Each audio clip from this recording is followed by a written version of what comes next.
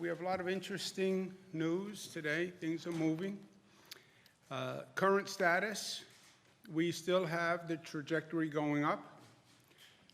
We have not turned the trajectory, nor have we hit the apex. Remember what that line is going to do. It's going to go up. It's going to reach a high point. It's going to tip. It's going to go back down. We're still on the way up the mountain. Number of infections that have been coming in, 80% still self-resolved. About 15% of the people who test positive require hospitalization. And then there are degrees of hospitalization, right? But the total universe that requires hospitalization is 15%. We use projection models.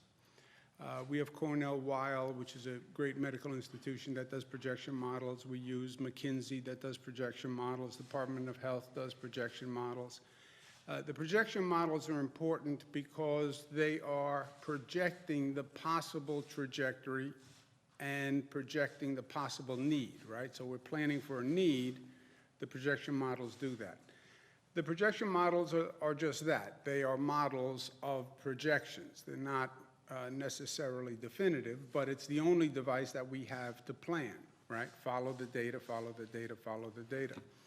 The actual hospitalizations have moved at a higher rate than the projected models, than all the projected models. So that was obviously concerning because that higher infection rate means faster, higher capacity on the hospitals, and that's the critical point for us is the number of people going to hospitals. Right now, what we're looking at is about 140,000 cases coming into the hospitals. The hospital capacity is 53,000 beds. That's a problem. We're looking at about 40,000 ICU cases coming into the hospitals. We have about 3,000 ICU beds. That's a challenge. What is an ICU bed for these purposes? Basically a bed with a ventilator.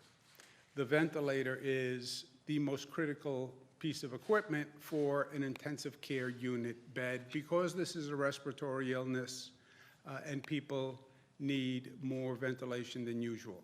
What do we want to do? Reduce the number of cases coming into the hospitals, slow the number of cases coming into the hospitals. That's what Dr. Fauci is talking about on TV every day.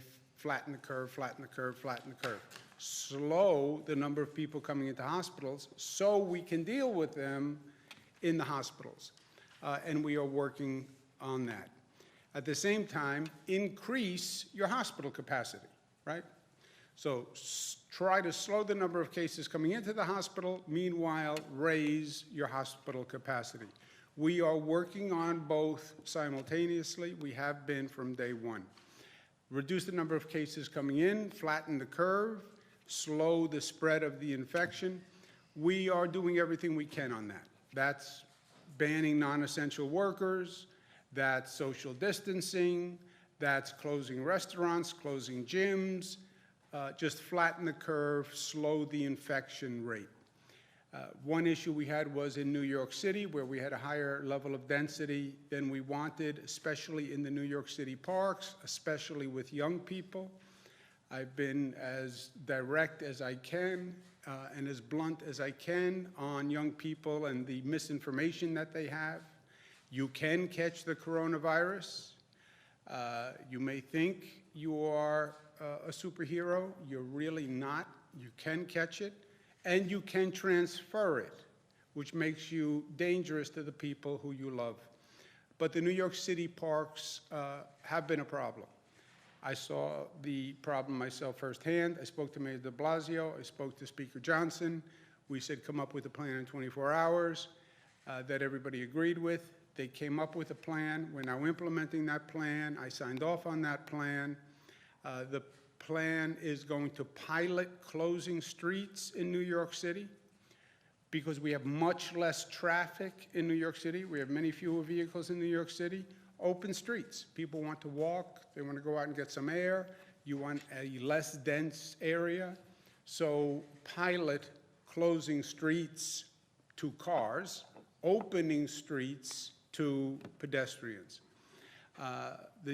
We'll also enact mandatory playground social density, which is probably a new concept.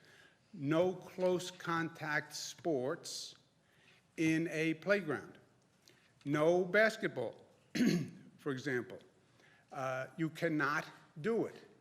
We're asking people to do that on a voluntary basis. If there is non-compliance with that, we will then make it mandatory and we will actually close the playgrounds.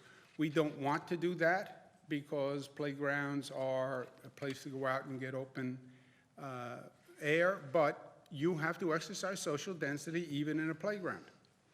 And again, it's voluntary. The mayor is going to make it clear that this is important to the people of the city. If it doesn't happen, we will actually close down the playgrounds. I don't want to do that, but we do need to reduce the spread of the infection, and that is what is most important. This is very interesting because the evidence suggests that the density control measures may be working. And again, we're doing this from projections. But look at this because it's interesting. This past Sunday, the projection was that hospitalizations were doubling every 2 days, okay? On Monday, the numbers suggested that the hospitalizations were doubling every 3.4 days. On Tuesday, the projection suggested that the hospitalizations were doubling every 4.7 days. Now, that is almost too good to be true, but the theory is, given the density that we're dealing with, it spreads very quickly, but if you reduce the density, you can reduce the spread very quickly. So these projections, I've watched them bounce all over the place, and I don't place a great deal of stock in any one projection, all due respect to all the great academics and statisticians who are doing it. But this is a very good sign and a positive sign. Again, I'm not 100% sure it holds or it's accurate, but the arrows are headed in the right direction, and that is always better than the arrows headed in the wrong direction. So to the extent people say, boy, these are burdensome requirements, social distancing, no restaurants, no non-essential workers, yes, they are burdensome. By the way, they are effective and they're necessary, and the evidence suggests at this point that they have slowed the hospitalizations. And this is everything. Slowing the hospitalization rates coming into the hospitals are everything so the hospitals can deal with the rate of people coming in. At the same time, increase hospital capacity. What is the high point? You see that line in the beginning? What we're studying is what is the high point of that line? What is the apex of that line? That is the point of the greatest number of people coming into the hospital system. So that's our greatest load, is the apex. And when is that going to happen? Again, that is a projection. Again, that moves around. But the current projection is that could be in 21 days. So ramp up the hospital capacity to be able to handle that apex volume. How do you ramp up hospital capacity? You ramp up beds, you ramp up staff, and you ramp up the equipment. And the ventilators are the problem in equipment, as we've discussed many times. Where are we on that? Beds, we may need 140,000. We have 53,000. That's the existing capacity of hospitals. We told all hospitals they have to increase their capacity by 50%. I told them that myself on a conference call yesterday. This is a burden for the hospitals to now say you have to increase capacity 50%, but I have to tell you, they were very generous about it, and they understood what we were dealing with, and they were eager to step up to the plate.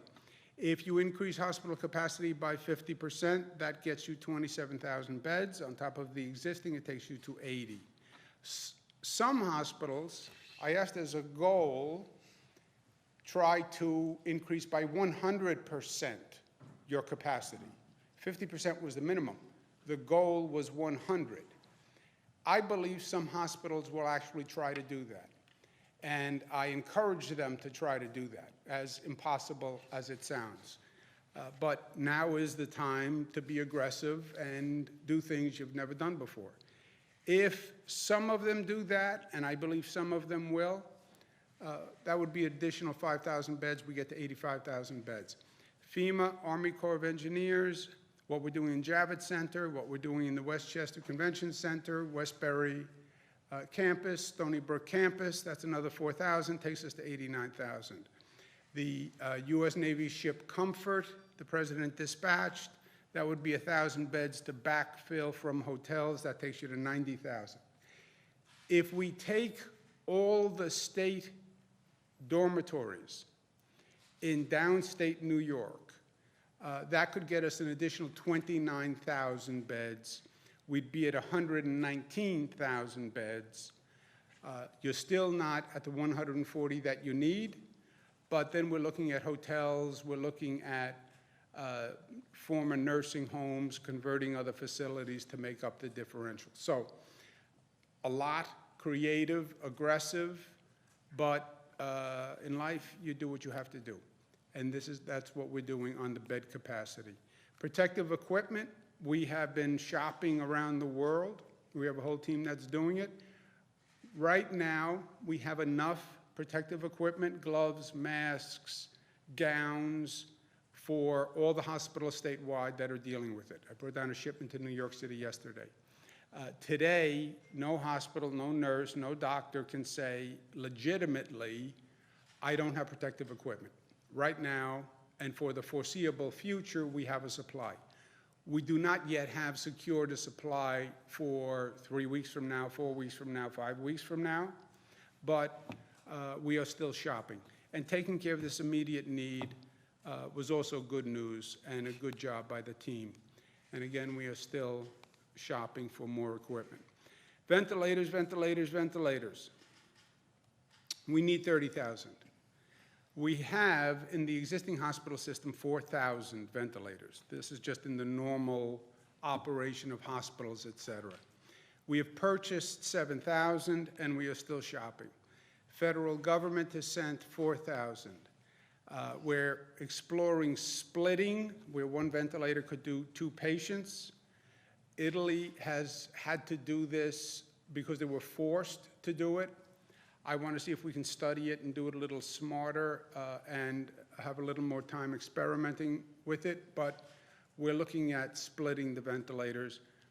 We're still working with the federal government to try to find more ventilators, but that is our single greatest challenge, are the ventilators. Again, the ICU beds, that really means a ventilated bed. Because again, this is the #1 piece of equipment that we need. You have beds, you have equipment, you need staff, and you need staff understanding that some staff is going to get sick and they're going to be out. So we have been working on putting together a surge healthcare force. Go back to the retirees, go back to nurses and doctors who may not be in the hospital, direct medical care, occupation, and ask them to sign up for possible reserve duty. God bless them, 40,000 people have signed up as a surge healthcare force. 2,000 physicians, anesthesiologists, emergency room technicians, nurse practitioners, physician assistants, nurse anesthetists, respiratory, RNs, LPNs. 40,000 people have signed up. That's a big, big deal, because you can create beds, you can find the equipment, you have to have the staff. And you have to have the staff for those additional beds, which are not now in the hospital system. And you have to have staff when the existing staff gets ill. Or, by the way, just can't work the hours that we're going to need people to be working. So that's very good. This is also very exciting. I don't know that anyone else has done this. We've talked about the emotional stress that this brings on people. and the mental health stress and the mental health challenges.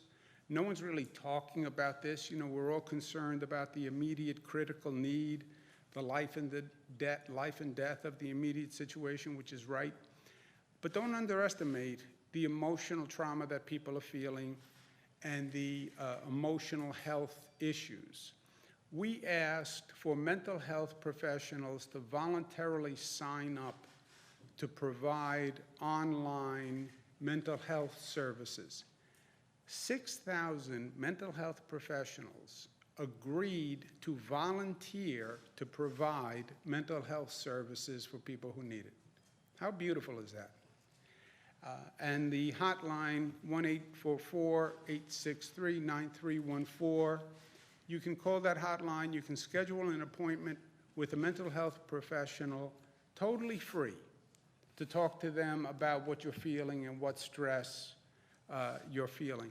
And again, God bless the 6,000 mental health professionals who are doing this 100% free, on top of whatever they have to do in their normal practice. And I'm sure in their normal practice, they're busy. So this is really an extraordinary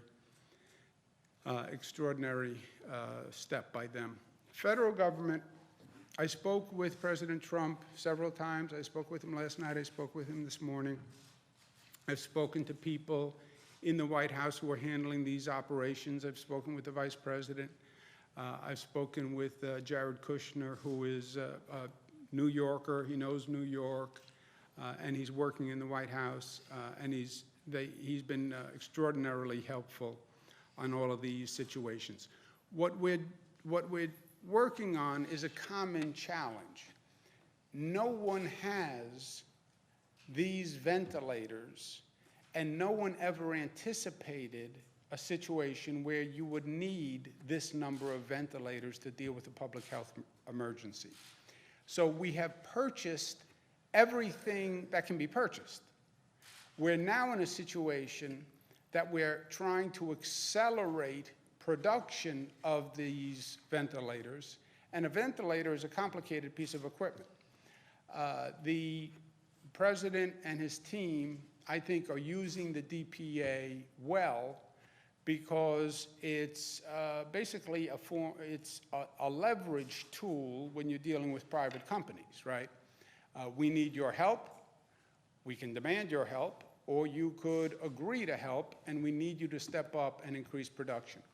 Even with that, there's a ramp-up time for a company to put together the supply chain, put together the workforce, and get these things up and running. So Ford, you hear, is going to help. General Motors is going to help. The problem is our timeline is so short. We're looking at an apex 21 days, in that range. To get ventilators and these business consortiums put together, supply chain, design team, ramped up and delivered 30,000 ventilators is an extraordinarily difficult task. And it's something that our team is working on with the White House team.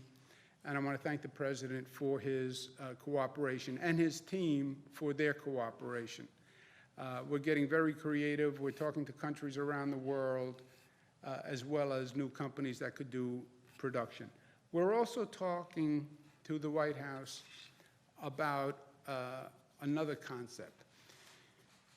New York has the greatest need in terms of numbers. New York also has the most critical need in terms of timing, right? We talk about our apex, we talk about that curve. Different localities, different regions around the country are going to have different curves. We are in some ways first. Our case numbers went up first. Our trajectory is first by a long shot. Different regions will have their curve at different times. What I said to the President and his team was, look, rather than saying we have to provide equipment for the entire country at one time, let's talk about addressing the critical need in that hot spot once that hot spot turns, because you have an apex and then you have a curve, and the curve is relatively short, once you address that hot spot with that intensity, intense equipment, intense personnel, then shift to the next hot spot and have more of a rolling deployment across the country than a static deployment, right? I was in the federal government at HUD. I worked on dozens of disasters. You deal with the disaster in front of you at that time, and then you move on to the next disaster. And I think that rolling deployment could work here, and on behalf of New York, I said we will be 100% helpful. We need help from the entire country right now. We need resources from the entire country right now. And because our apex is first and our numbers are highest, but the apex high point will be sequential across the country. So I said to the White House, send us the equipment that we need, send us the personnel. As soon as we get past our critical moment, we will redeploy that equipment and personnel to the next hotspot. And I will personally guarantee it and personally manage it. So if you send us 15,000 ventilators, and then after our curve, Los Angeles needs 15,000 ventilators, we can take the equipment from here, we can take the personnel from here, we can take the lessons from here. You know, we go first. We're going to learn things that nobody else has learned because we're going to be the first one through the chute. And I personally guarantee that we will bring that equipment, we will bring that personnel, we'll bring that technical assistance to the next hotspot. I said to the president, I'll be part of going to the next hotspot with our team. We're asking the country to help us. We will return the favor. And we are all in this together, and we're asking for their help and their consideration, and we will repay it with dividends. The Senate is also considering a $2 trillion bill, which is quote-unquote relief for businesses, individuals, and governments. It would really be terrible for the state of New York. The $2 trillion bill, what does it mean for New York state government? It means $3.8 billion. $3.8 billion sounds like a lot of money. Rob Mejica, the budget director, can talk you through the numbers, but we're looking at a shortfall, revenue shortfall, of $9, $10, $15 billion. This response to this virus has probably already cost us $1 billion. It will probably cost us several billion dollars when we're done. New York City only gets $1.3 billion from this package. That is a drop in the bucket as to need. I spoke to our House delegation, congressional delegation, this morning. I said to them, this doesn't do it. You know, I understand the Senate theory and the Republican theory, but we need the House to make adjustments. In the House bill that went over, New York State got $17 billion. In the Senate bill, we get $3.8 billion. And, well, you just, big spending. We're not a big spending state. I cut taxes every year. I have the lowest growth rate of the state budget in modern political history, okay? So we are frugal and we are efficient. I'm telling you these numbers don't work, and I told the House members that we really need their help. In terms of numbers, total tested, we're up to 103,000 people. New tests, we're up to 12,000. As of yesterday, about 28% of all testing nationwide has been performed by the state of New York. The state of New York is doing more testing than any state in the United States of America. And I'm very proud of the team on how we've mobilized and gotten this testing up and running. People ask, how does this testing work? Any hospital in the state can perform testing. You can walk into a hospital in Buffalo, New York. If you show the symptoms and meet the protocol, you can be tested.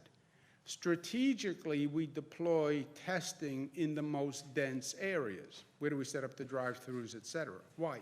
Because we're hunting positives.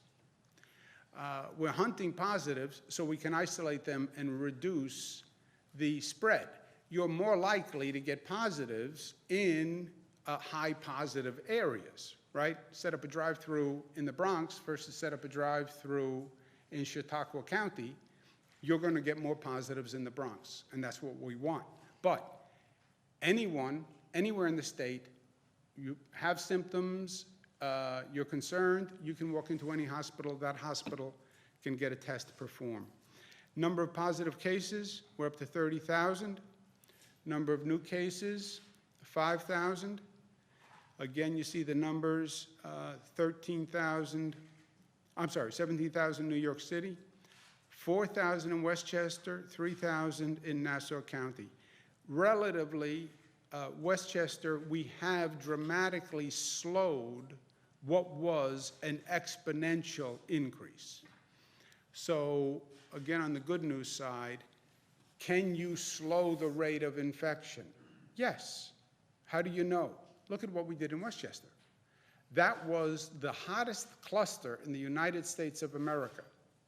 We closed the schools, we closed gatherings, we brought in testing, and we have dramatically slowed the increase. Nassau County is 3,000. They're relatively right behind Westchester. They were at like 0 when Westchester had started. So we can slow it, and we have slowed it. Again, you see it spreading across the state, which we said it would. Current numbers, 30,000 tested, positive.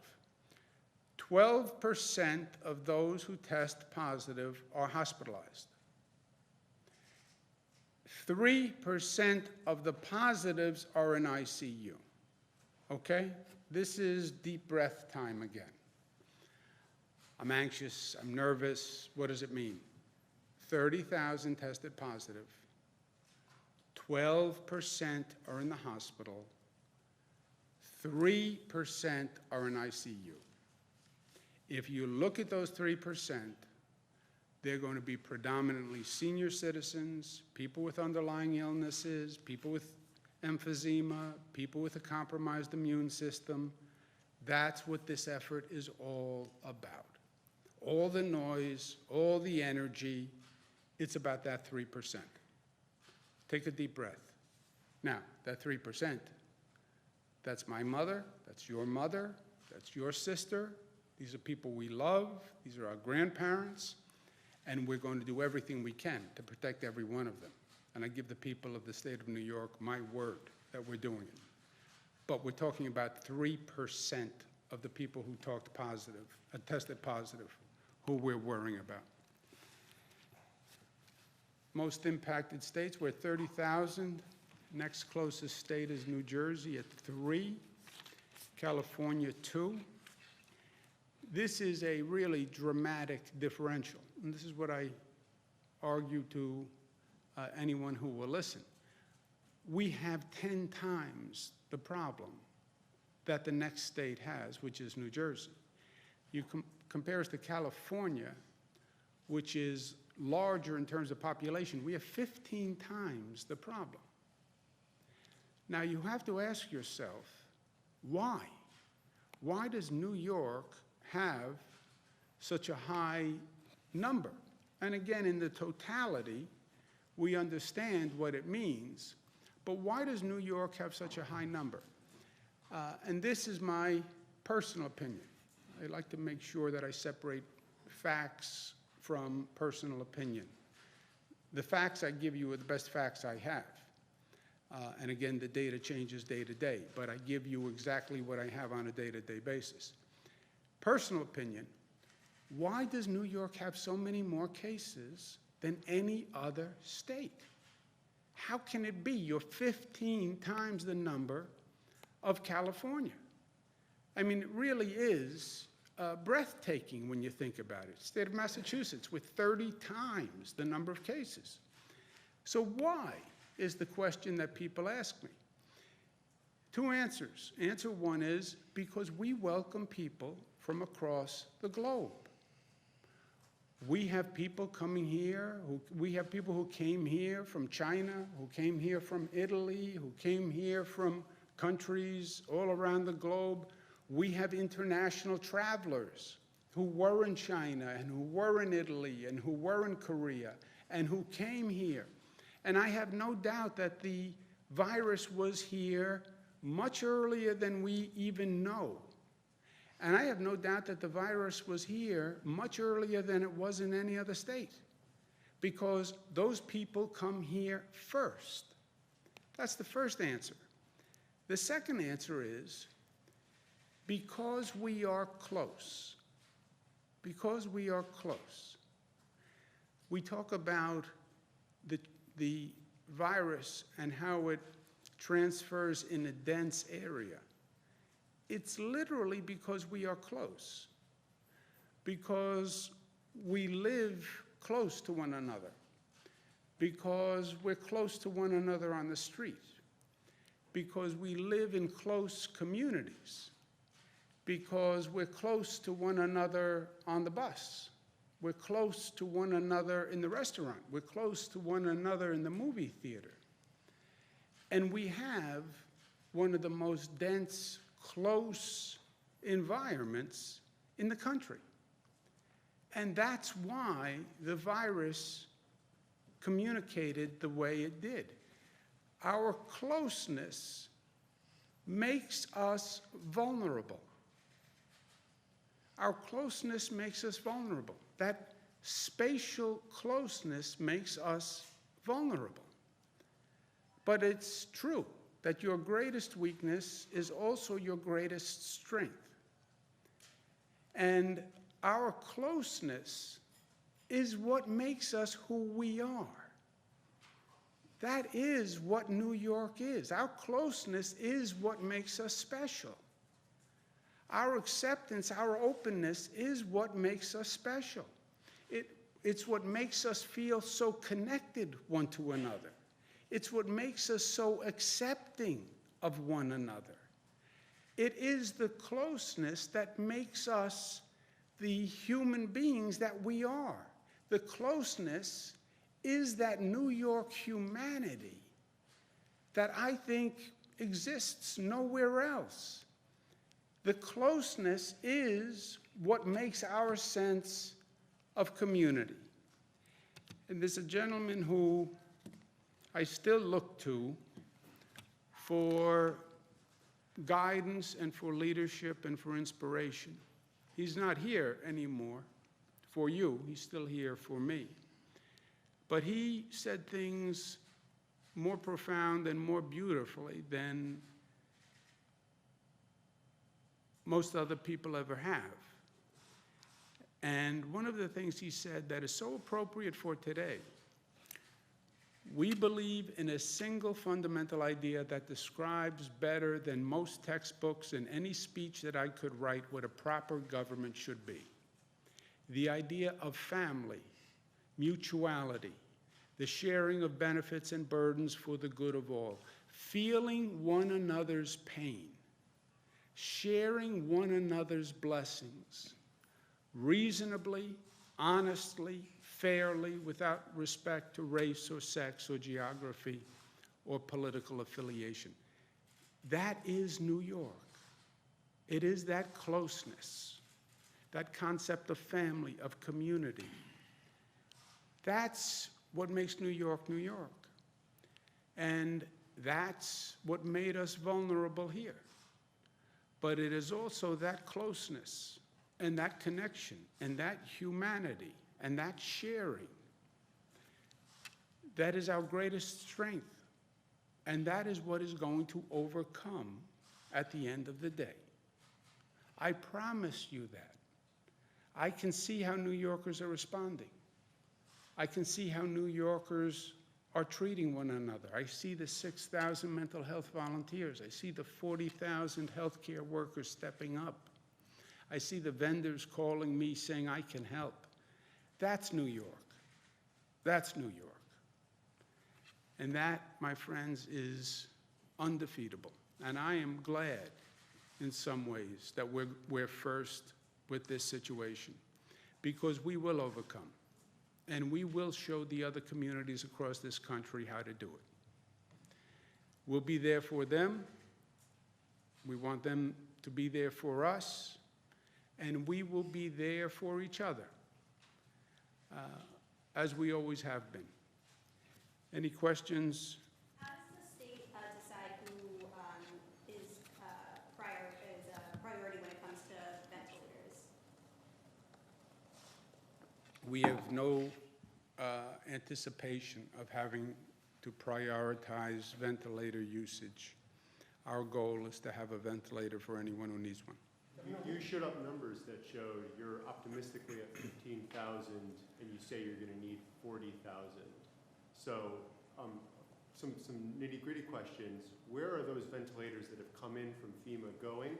Did you get any commitment from the White House that they're going to send more than the 4,000 that they've committed already? And what is the plan to increase that number the same way you have a plan to increase hospital beds? Yeah, it's a good question, Jimmy. First, the ventilators that are coming in, we're putting in the stockpile. We'll deploy from the stockpile as we need them. Literally deploy on a need basis, right? So if one hospital calls up and says, we're overwhelmed, this is what we need, we'll be in a position to deploy. The increase the beds is within our control, right? There are beds in this state. They're not hospital beds, and you have to figure out how to convert them to hospital beds, and you have to figure out how to get access to them. But we have beds, so that is a logistical, operational challenge. How do you turn a dorm room into a hospital bed, right? How do we build a hospital in Javits Center? The ventilators are different. We don't have them. The federal government does not have them either. No one has a stockpile of these. The federal government has to acquire them the same way we have to acquire them. I'm working with the White House in creative ways to acquire them, getting companies to ramp up, getting companies to retrofit other machines, this rolling deployment methodology, but nobody has them. There is no medical stockpile in Washington that magically can make them appear. There was a report in 2015 where the state suggested, or a task force suggested, maybe New York should increase its stockpile. Any reason that that wasn't done? Jimmy, that's not the fact, and you know it. Read the fact checkers on it. There was an advisory commission called Law and the Life and the Law, that had a chart in 2015 that said if you had the 1918 Spanish flu pandemic, you may need X number of ventilators. There is no state in the United States that bought ventilators for the 1918 Spanish flu pandemic. The federal government did not buy ventilators for the 1918 Spanish flu pandemic. Nobody in the world bought ventilators in preparation for a 1918 Spanish flu pandemic. The number of cases that you're reporting, how many of those have resolved? And are there, in other words, the woman who came back from Iran, is she clear now? And are we still reporting cases even though they have resolved? Yes. Short answer is yes. Do you know, Dr. Zucker, the number of people who've resolved? Does anyone have that here besides the Hopkins number? We have hundreds and hundreds of people who have left the hospital, and those are individuals who have resolved. And there are many other individuals who never even came into the hospital, and we can try to get you an exact number on that. Yep. The mechanism for reporting that, because the state last night, I think you changed your criteria to the county's telling them to, the rules for clearance have changed at this point, right? Right. Let's talk a little bit about that, what was behind that? Well, we are following the CDC guidelines and recommendations that after 7 days, if you were positive, and after 7 days of being positive, and as long as you are more than 72 hours without symptoms, then you can go back to work. But just excuse me 1 second, Jess. this is the best data, okay? This is Johns Hopkins. It's every case since China, 435,000. 19,000 deaths, and again, I'll bet you dollars to donuts. You look at those 19,000, senior citizen, compromised immune system, emphysema, et cetera. Recoveries, 100,000, right? Roughly 25%. Pending, 300,000.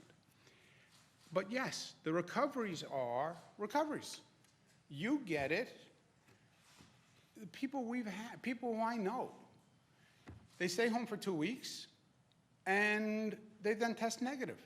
You can test negative in 2 weeks, you can test negative in 3 weeks, you can test negative in 1 week after you have it. That is going to be the vast, overwhelming number of people. The biggest number, when this is done and we can actually go back and test, the biggest number is going to be people who had it, who resolved, who never knew they had it. That's going to be the biggest number. And the reason we want to get to that test is because then when you talk about restarting the economy, you have a test that says you, Andrew, were exposed to it in February, and by the way, you are recovered and you have the antibodies, go back to work. The number of ICU cases at this point. I'm sorry, one second, I cut off Jesse. And when I cut off Jesse, then he gets annoyed at me, and then I pay for the next week at it. The number of I'm ICU kidding, but- cases today is a third of the ICU beds that are currently available in the state. Do we still not have a figure as to how much the availability of those beds currently is? So it's 3,000 minus 888. The ICU beds, for our purposes, are beds with ventilators, okay? That's really, we can create today more ICU beds with the ventilators we already have in-house, right? So we have 14,000 ventilators. If we had to today, we could create 14,000 ventilated beds if we were bumping up against capacity. Is that right? That's correct. I think the term ICU bed in this world that we're living in right now is different. And so a recovery room with a ventilator is an ICU bed. And so I think that just fixing on the exact numbers, but we have asked all the hospitals for that information as well. Talking about ventilators, but the state only has about 7,000 licensed respiratory therapists. We have 160 that have signed up. Are there plans to try to increase that number? These are the experts that sort of get people breathing. We put out a call for about 1.2 million additional healthcare workers to come to New York State. That's going on a rolling basis, so you'll see many of these numbers, which the governor presented today, increase exponentially as those calls are going out. It's not just in-state. We've also asked for out-of-state retirees, and we've had healthcare workers volunteer from Connecticut, New Jersey, and other parts of the country as well. And now we're arranging for them to come to this area as needed. And if you noticed on that list, there was respiratory therapists in there who have volunteered as well. Just to piggyback on that question, we've seen reports from federal sources saying that basically New York City will run out of ICU beds by Friday. Are you seeing similar reports, and are you reacting to those? No, I didn't see those reports. I'm reacting to the numbers that we have. And you just saw the numbers. The current number of ICU beds with ventilators, that's one number. If you bring, Jesse, the ventilators we have in hand and add those to beds, that number goes up 14,000. And how quickly will that happen? We can move them on, in a day.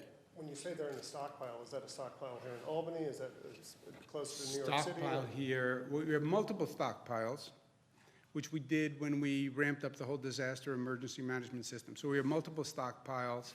We have these placed in multiple stockpiles, so you have to go to the city, there's a shorter trip, we have a stockpile on Long Island, stockpile in Mid-Hudson Valley, stockpile in Albany, stockpile in my basement, just in case the stockpile runs out. But you haven't started building that out as of yet. We have the ICU, we have the ventilators in the stockpiles. We have not brought them from the stockpile to a hospital because we don't have a hospital who has called up and said, I need a ventilated bed. How concerned are these reserve medical providers being deployed? Are they being deployed to the front lines? Are they being, sent to work in other parts of the hospital? Or The workers, The reserve medical providers who are being, called up and asked to volunteer. they are not yet being deployed. I'll ask Mr. Malatras if I'm incorrect, he can correct me, which he enjoys doing. I don't believe they're being deployed yet. They are reserved in case, well, first, they're reserved for two purposes.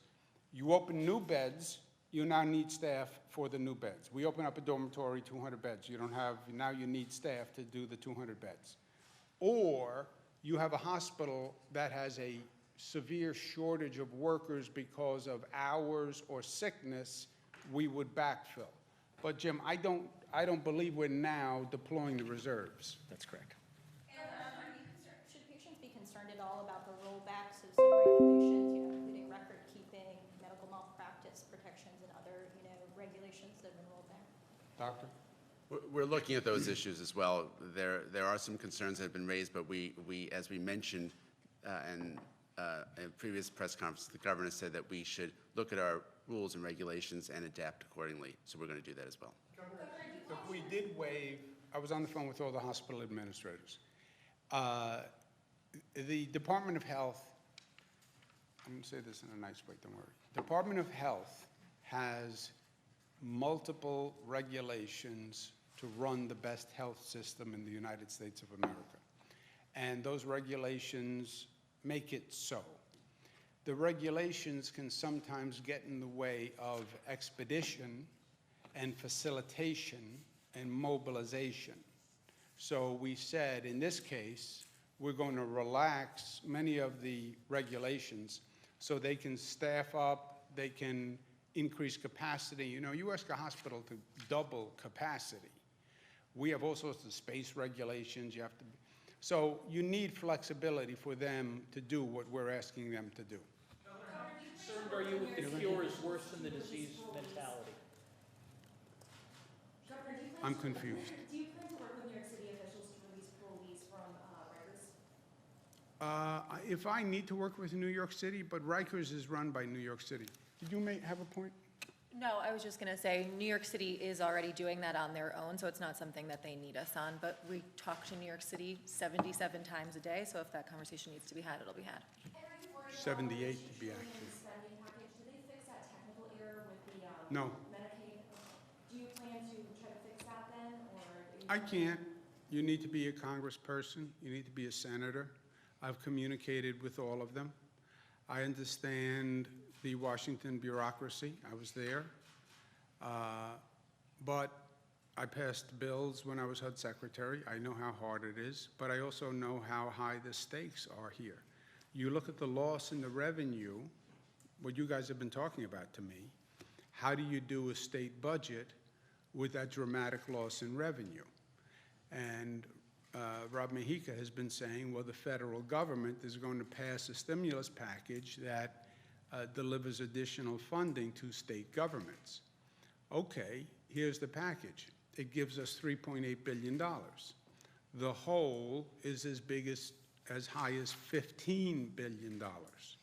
How do you plug a $15 billion hole with $3.8 billion? You don't. Thank you, Governor. How do you respond to the mentality out there, the philosophy that the cure is worse than the disease, and the suggestion by the president that he might want to open up the country by Easter? Look, I think it's part language, right? Nobody will say it is sustainable to keep the economy closed. It's not sustainable. We all get that. China got it, South Korea got it, et cetera. That's point one. Point two, everyone agrees, I believe, in this state, we do everything we can to save a life. We are not going to triage and say, well, these were old people, these were vulnerable people, they had to die sometime soon anyway, so let's move on. I don't believe any American believes that. I know New Yorkers don't believe that. And as governor of the state of New York, I can swear to you I would never do that. So then you have two two parallel thoughts. You have to get the economy running, and you have to protect every life that you can. I believe there's a more refined strategy than we are now talking about. I don't think it's binary. I don't think you close down the whole economy, which is what we did. I did too. And then open up the whole society to business as usual. We now have learned that there's a risk stratification quotient. Younger people have less risk. People who had the virus and are resolved have less risk. Start that economy by bringing in those recovered people, those younger people who are less at risk, and start moving that machine that way. Start restarting the economy that way, which is also the best public health strategy, right? To the extent you have a young person who's going out to the park, not playing basketball, because they're not allowed to do that, but they're going out, they're talking to friends, et cetera. They're then coming back into the house with an older person. That is not a good public health strategy. So there is a path that refines the public health strategy and starts growing the economy. And I think that's what we have to, work through. If the feds roll back their restrictions, do you? Go ahead. Well, if the feds roll back their restrictions, does that affect you? I mean, do you automatically roll back? Do you keep in place according to your own speed? The federal government has done guidelines.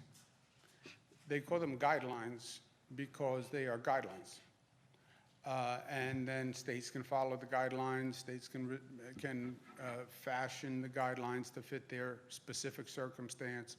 There's no doubt that New York has a different and bigger problem than anywhere else in the country, right?